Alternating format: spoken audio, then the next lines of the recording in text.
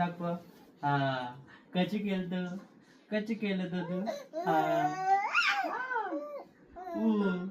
ओ काय करायचं खेळायचं खेळायचं काय खेळायचं खाली जायचं सायकल खेळायला सायकल खेळायला जायचं. सायकल खेळायची तुला. अजून काय खेळायचं चालीत जायचं आपल्याला बालवाडीत. भात खायला भात खायचंय तुला शाळेत जाऊन. शाळेत जायचं. अजून काय करायचं सायकल घ्यायची सायकल घ्यायची खेळायला.